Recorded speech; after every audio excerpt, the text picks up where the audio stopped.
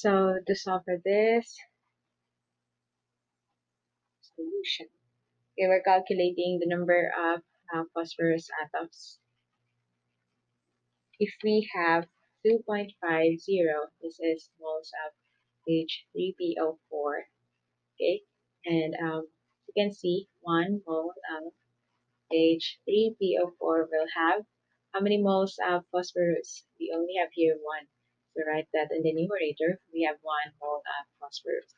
And then, how do we convert moles to atoms? Remember Avogadro's number for every 1 mole of any substance. That's equivalent to 6.022 atoms or molecules or formula unit.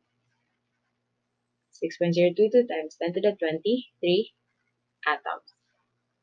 Okay, so this is applicable for any substance, 1 mole of any substance. In this case, our substance will be